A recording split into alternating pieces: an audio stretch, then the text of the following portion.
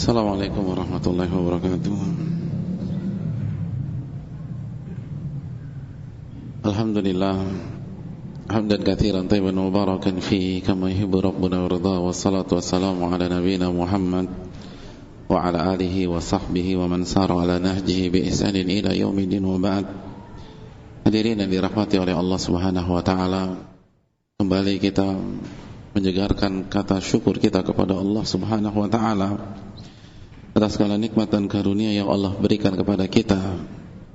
Salawat beriring salam semoga senantiasa tercurahkan kepada qudwah kita, uswah hasanah kita, Rasulullah sallallahu alaihi wasallam beserta para keluarga beliau, para sahabat-sahabat beliau, dan orang-orang yang istiqamah berjalan di bawah naungan sunnah beliau sampai hari kiamat kelak. Hadirin yang dirahmati oleh Allah Subhanahu wa taala, pada kesempatan kali ini kita akan melanjutkan kajian adab dan akhlak kita, dan kita masih berbicara dalam sebuah konteks besar tentang kejujuran, perintah untuk senantiasa berkata jujur, dan haramnya sebuah kebohongan kecuali dalam perkara-perkara yang dilegalkan oleh syariat, dan telah kita bahas pada pertemuan yang telah lalu, yaitu ketika berperang dalam jihad yang syar'i, dan yang kedua ketika mendamaikan dua pihak yang sedang bertikai atau bersengketa atau bermusuhan tanpa menzalimi pihak lain atau mengambil hak orang lain. Tugas kita untuk mengislah. Dan yang berikutnya, yang ketiga, suami ke istri dan istri ke suami untuk menanamkan rasa cinta di dalam kehidupan rumah tangga mereka. Dan yang keempat adalah kondisi darurat. Kondisi darurat. Hadirin yang dirahmati oleh Allah Subhanahu wa taala, pada kesempatan kali ini kita akan berbicara tentang sebuah istilah yang cukup familiar di tengah-tengah dunia para ulama, istilah yang bernama tauriyah. Istilah yang bernama tauriyah. Apa itu tauriyah? Tauriyah secara bahasa atau etimologi adalah ikhfa'u syai', menyembunyikan sesuatu. Jadi secara bahasa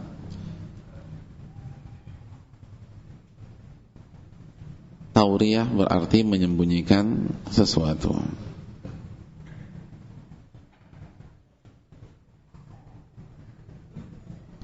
Adapun secara terminologi atau secara istilah, tauriyah adalah mengucapkan sesuatu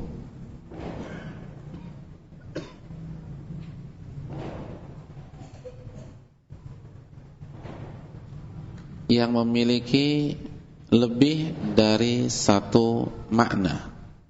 Jadi kalimat itu, jadi kalimat yang kita ucapkan atau kata yang kita ucapkan memiliki lebih dari satu makna.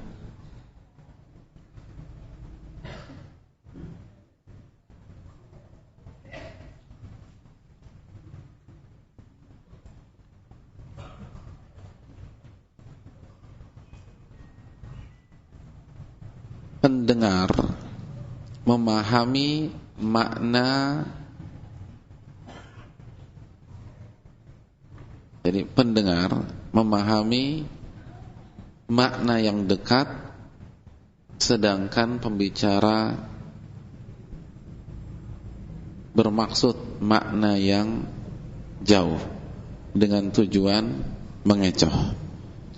Dengan tujuan mengecoh.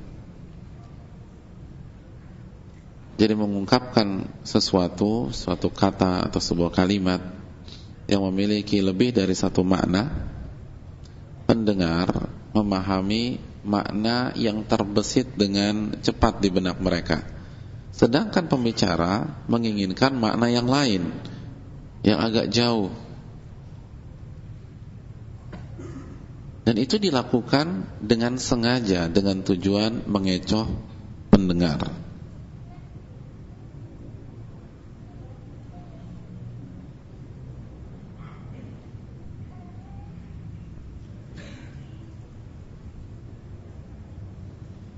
Contoh misalnya,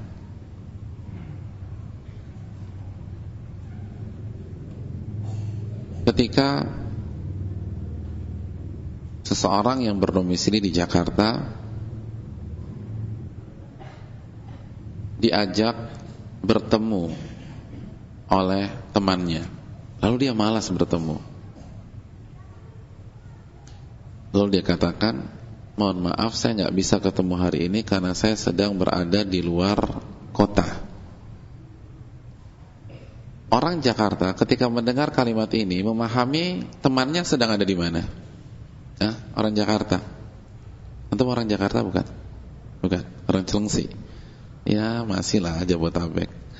Nah, orang Jakarta kalau dengar kata luar kota memahami apa?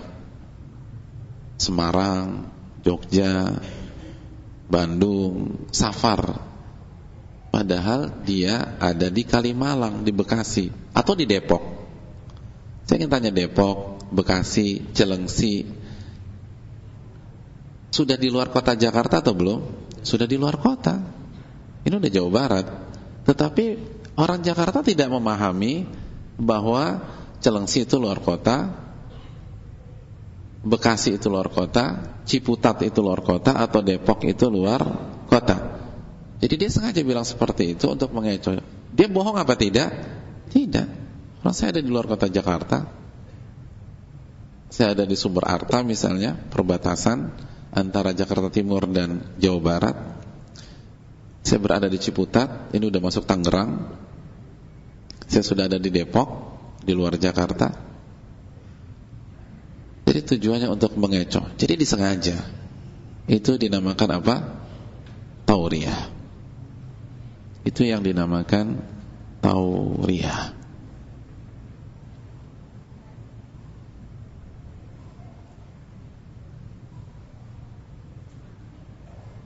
Ada yang bisa kasih contoh tidak? Siapa bisa kasih contoh?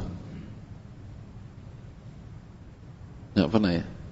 Nggak pernah triki seperti ini sepanjang hidup. Apa Pak contohnya? Bagi-bagi pengalaman loh. Siapa bisa kasih contoh?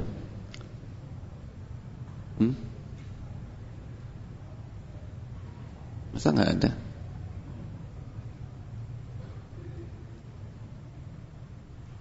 Nggak ada sama sekali.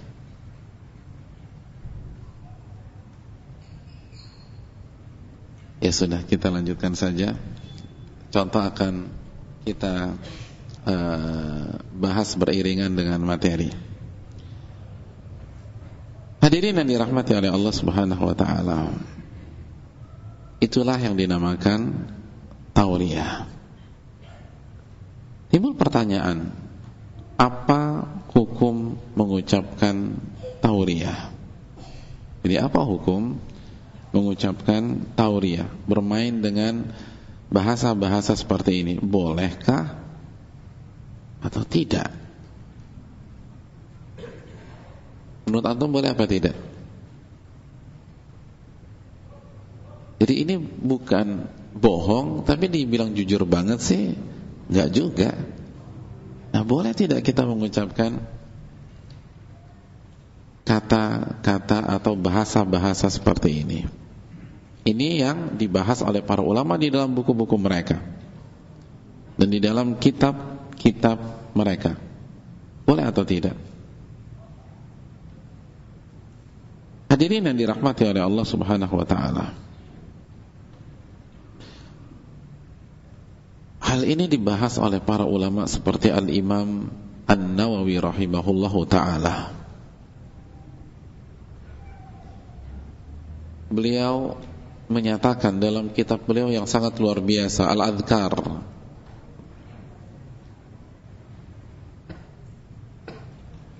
beliau mengatakan, qala al-ulama, berkata para ulama,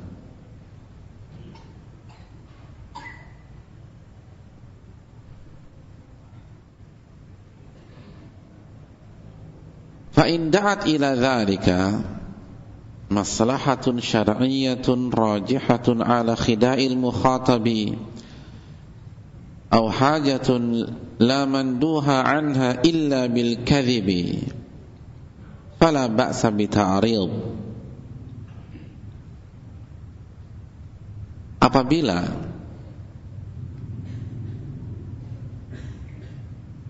di baliknya ada maslahat syar'i yang kuat, yang rajih,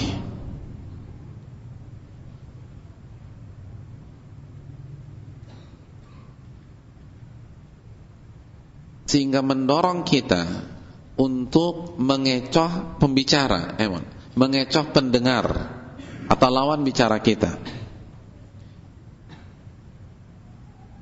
atau sebuah kebutuhan yang penting atau hajat yang penting yang tidak bisa didapatkan kecuali dengan bohong, fala ba'sa bi ta'rid, maka pada saat itu kita boleh menggunakan tauriyah.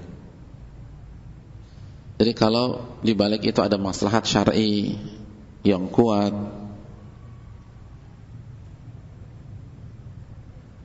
atau hajat yang tidak bisa didapatkan kecuali dengan bohong, maka pada saat itu kita boleh melakukan tauriyah untuk mengecoh pendengar atau lawan bicara kita.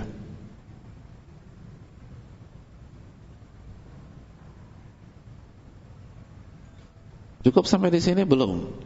Beliau masih melanjutkan penjelasan beliau. Mari kita simak. Wa illam yakun syai'un min dzalika fa huwa makruh wa laysa biharam. Namun jika faktor-faktor pendorong di atas tidak ada, maka hukum tauriyah makruh dan bukan haram. Illa an yutawassala bihi ila akhdhi batilin aw daf'i haqqin fayasiru hina idzin harama. Hadza dhabitul bab.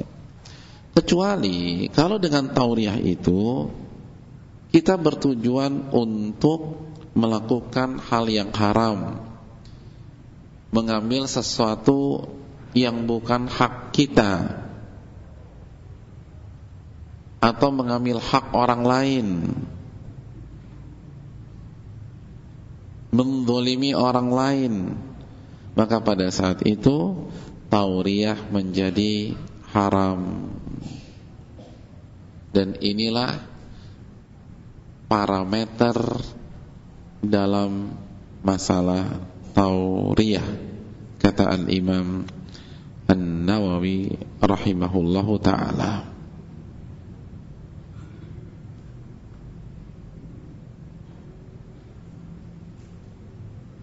Ini kata beliau mengatakan, jika tidak ada maslahat syar'i atau tidak ada hajat yang mendesak, maka hukumnya apa? Hukumnya apa?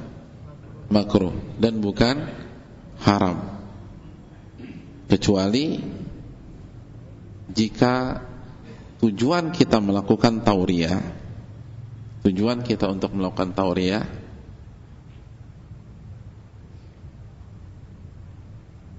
mengambil sesuatu yang batil, sesuatu yang haram, atau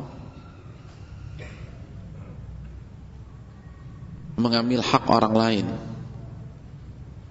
atau menzalimi orang lain. Seharusnya dia dapat hak, kita cegah dengan tauriyah tersebut karena kita hasad dengan dia, kita dengki dengan dia, atau kita benci sama dia. Maka pada saat itu hukum tauriyah menjadi haram. Hukum tauriyah menjadi haram. Wallahu ta'ala alam bisawab.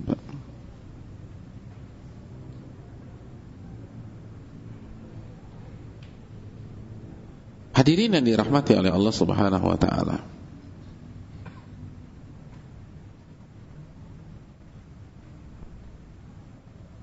Itulah kesimpulan yang disampaikan oleh para ulama yang diwakili oleh Al-Imam An-Nawawi rahimahullahu ta'ala. Pertanyaannya,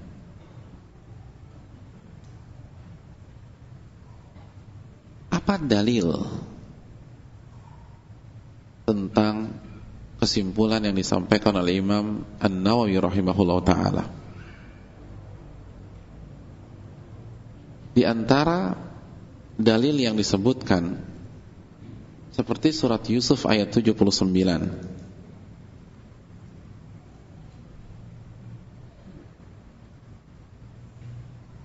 Qala ma'adzallah an na'khudha illa man wajadna mata'ana indahu inna idzan la zalimin. Inna idzan la zalimun. Jadi kami berlindung kepada Allah Subhanahu wa taala. Kami hanya menangkap seseorang di mana kami menemukan barang kami ada di sisinya. Karena kalau tidak, kami adalah orang-orang yang zalim. Lihat bagaimana beliau mengatakan, kami hanya menangkap orang yang kami dapati barang kami ada di dirinya. Nabi Yusuf tidak mengatakan kami menangkap orang yang mencuri barang kami, karena memang tidak ada pencurian di sana. Tidak ada pencurian. Jadi kata para ulama, beliau tidak mengatakan man saraqa mata'ana, kami tidak menangkap orang yang mencuri barang kami. Tapi beliau mengatakan kami menangkap orang yang kami temukan barang kami ada di dirinya.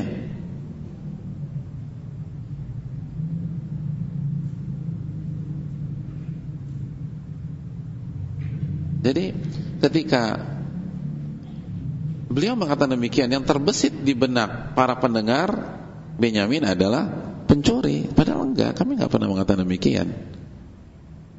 Kan memang ada di dirinya, dan kami yang taruh itu. Dan kami tidak pernah mengatakan dia adalah pencuri. Tapi yang ditangkap oleh pendengar pencuri ini, itulah.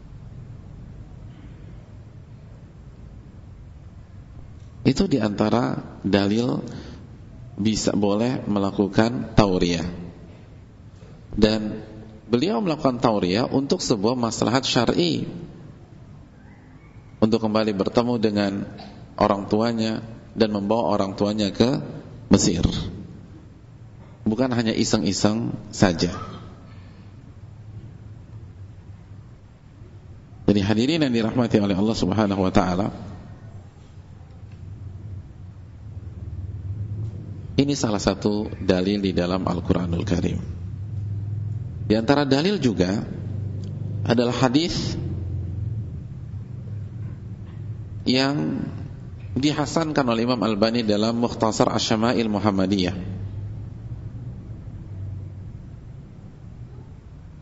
Dari Hasan, atat ajuzun ilan Nabi sallallahu alaihi wasallam. Suatu hari datanglah seorang nenek ke hadapan Nabi sallallahu alaihi wasallam. Faqalat, lalu nenek itu bertanya, "Ya Rasulullah, ud'ullaha an yudkhilanil jannah." Ya Rasulullah, tolong doakan kepada Allah agar Allah memasukkan aku ke dalam surga. Faqala ya umma fulan, innal jannata la tadkhuluha ajuz. Wahai ummu fulan, Nabi memanggil nama nenek tersebut. Wahai nenek, sesungguhnya surga itu tidak bisa dimasuki oleh nenek-nenek. Ya Allah, kalau antum jadi nenek-nenek gimana? Ya Allah, galau, sedih. Subhanallah, ternyata saya nggak bisa masuk surga. Surga itu tidak bisa dimasuki oleh nenek-nenek. Nggak ada nenek-nenek masuk surga, kata Nabi. Nggak ada, udah. Nenek-nenek nggak ada yang masuk surga. qala fawallat tabki. Nenek-nenek itu tidak bisa menahan diri untuk menumpahkan air matanya. Ia langsung berpaling dari Nabi dan ia menangis.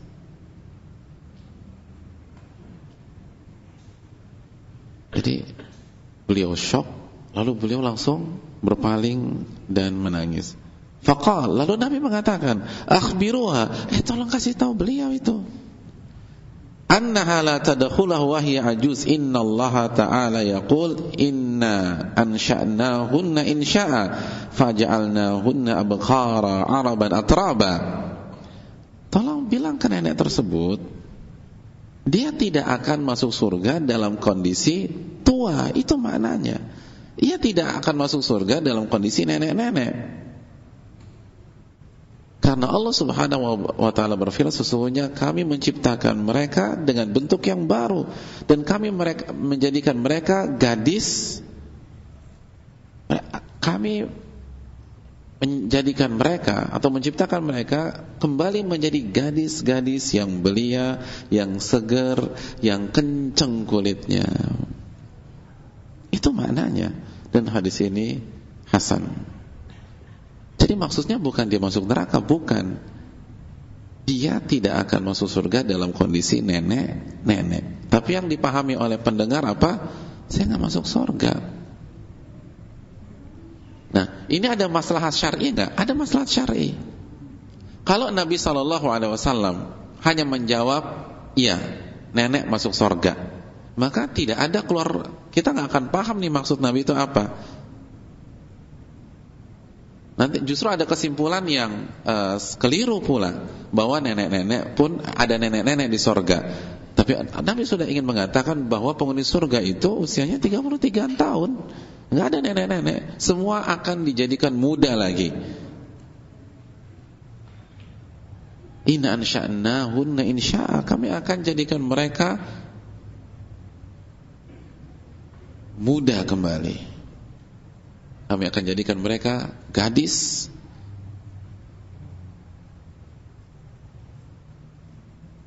belia, yang kencang kulitnya, yang cantik jelita. Jadi inilah tauriyah. Ini adalah tauriyah. Wallahu ta'ala a'lam bishawab. Di antara dalil lain, kita ambil dari ucapan para sahabat, perkataan Umar bin Khattab radhiyallahu ta'ala an dalam hadis Bukhari dalam Adabil Mufrad dan disahihkan oleh Imam Albani rahimahullahu ta'ala. Umar mengatakan, amma fil ma'arid ma yakfil muslimal kadhib. Adapun ma'arid, kalau kita terjemahan simpelnya, adapun tauriyah ini bisa mencukupkan seorang muslim sehingga dia tidak perlu berdusta. Jadi terkadang tauriyah bisa digunakan sehingga seorang muslim itu nggak perlu berdusta lagi, dan tidak ada alasan untuk berdusta karena dia bisa menggunakan tauriyah. Dia bisa menggunakan tauriyah.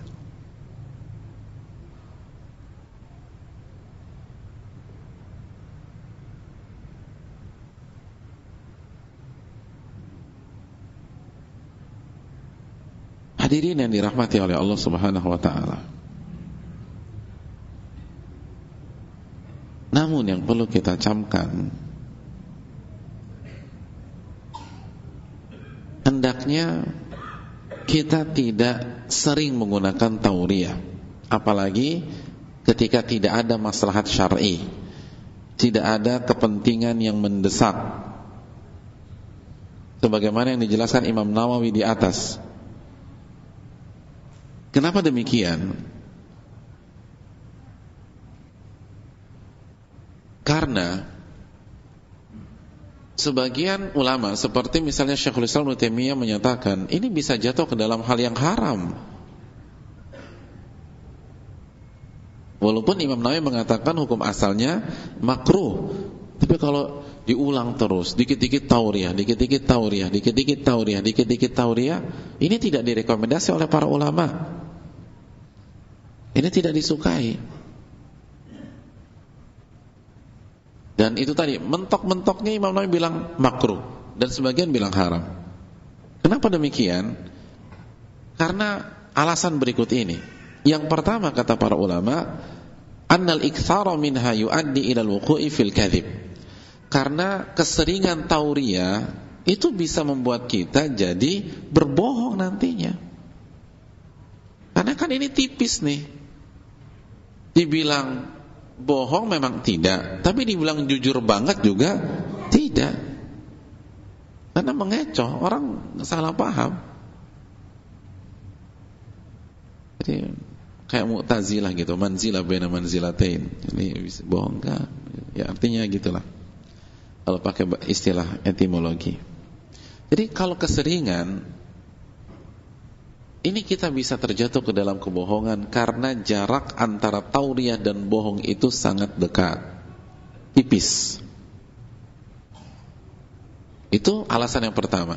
Saddud dzari'ah, tindakan preventif.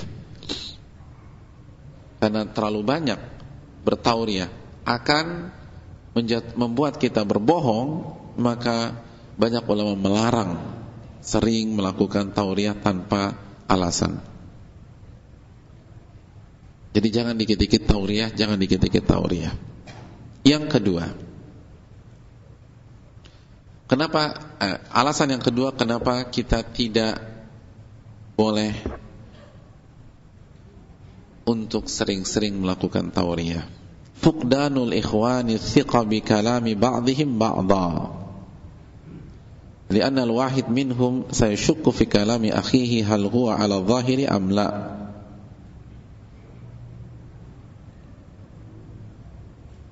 Karena kalau tauriah ini menjadi budaya, maka sesama ikhwan atau sesama umat Islam nanti saling tidak percaya satu dengan yang lain. Karena mereka bingung, ini tauriah bukan ya?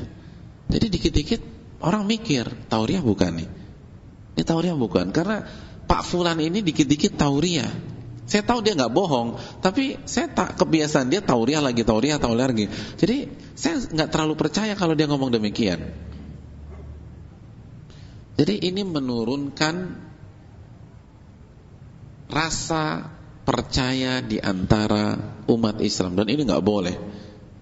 Ini bisa fatal. Jadi kepercayaan itu penting, apalagi sesama saudara. Innamal mu'minuna ikhwah. Sesungguhnya umat Islam itu saling bersaudara. Tapi kalau budaya tauriah ini berkembang, maka rasa kepercayaan di antara kita akan menurun dan menyusut. Itu alasan yang kedua kata para ulama. Alasan yang ketiga, annal mustami'a idza ittala ala haqiqatil amri al-mukhalifi li dhahiri kalamil al-muwarri wa lam yudrik tauriyatal mutakallim yakunu al-muwarri 'indahu kadzdzaba. Alasan yang ketiga lebih dalam lagi, pendengar jika qaddarallah mengetahui kondisi sebenarnya, realnya atau kenyataannya yang ternyata berbeda dengan berita atau redaksi yang disampaikan oleh si pembicara, dan dia tidak tahu tentang tauriah,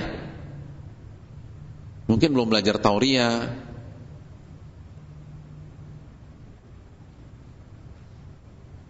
jadi dia tidak tahu si pembicara sedang tauriah nih,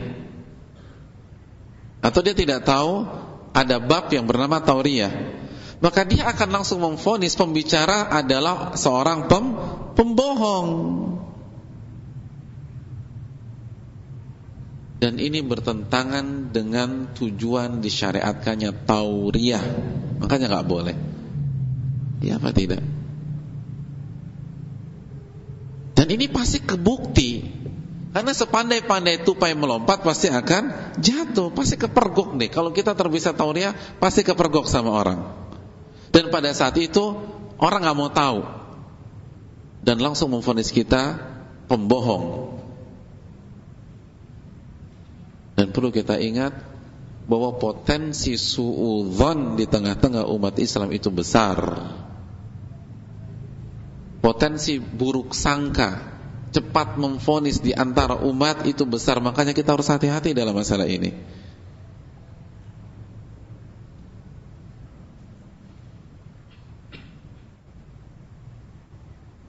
Karena syaitan mengadu domba kita terus. Inna syaitana yanzaghu bainahum. Syaitan berusaha mengganggu atau mengadu domba di antara umat Islam, di antara hamba-hamba Allah. Maka syaitan tidak akan meninggalkan satu momentum sedikit pun juga kecuali ia gunakan untuk membuat kita terpecah belah, saling suudzon, saling buruk sangka, dan seterusnya. Contoh misalnya,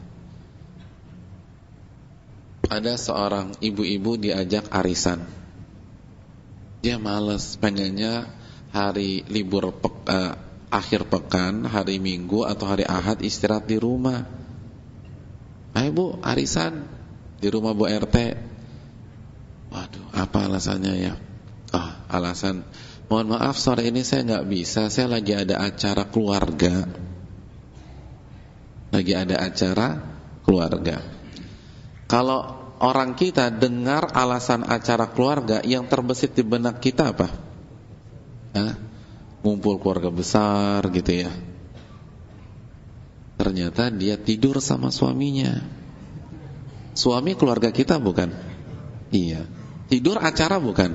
Acara. Berarti kan acara keluarga. Tidur sama suami itu acara keluarga. Nggak bohong, itu adalah tauriah. Tapi kalau setiap diajak arisan, acara keluarga lagi, acara keluarga lagi, suatu ketika pasti ketahuan. Bu Fulana udah 5 bulan nih nggak ikut arisan, tolong kirim makanan ke rumahnya deh.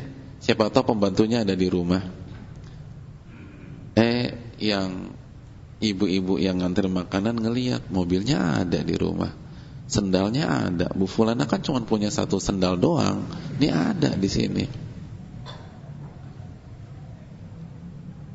Ternyata anak kita keluar, terus mama lagi tidur sama papa gitu loh. Wah, bohong nih Bu Fulana, katanya ada acara keluarga, ternyata tidur dia sama suaminya. Kita dicap pembohong, padahal itu bohong nggak? Enggak. Nah, kalau udah begitu kan masyarakat udah nggak mau tahu riak kayak enggak, kayak yang penting Anda pembohong. Sekali lagi, potensi suudzon, buruk sangka, dan gampang memvonis di antara umat ini besar. Nanti kita akan bahas sesi khusus masalah berbaik sangka dan buruk sangka. Tapi ada kaidah yang menarik di tengah para ulama. Harus kita akui, potensi buruk sangka di antara kita besar. Di antara dalil tentang masalah ini, bayangkan terjadinya haditsatul ifki di masa Nabi sallallahu alaihi wasallam. Kalau itu terjadi, apalagi di masa saat ini. Ini disampaikan oleh Syekh Abdul Malik Ar-Ramadhani hafizahullah taala. Jadi jangan keseringan. Karena kalau keseringan, kita akan dicap pembohong, padahal memang kita nggak pernah bohong. Kita hanya tauriah. Alasan yang keempat, annahu sabilun lidukhulil ujubi fi nafsi sahibi tauriah li ihsasihi bi qudratihi ala istighfalil akharin. Tauriah ini dikhawatirkan akan memasukkan benih-benih ujub ke dalam hati si pembicara atau orang yang jago bertauriah, karena dia merasa dia punya kemampuan untuk mengecoh manusia, untuk bermain dengan manusia. Orang kan seneng gitu kan, orang kan puas kalau misalnya temannya terkecoh, itu kan ada kebanggaan tersendiri.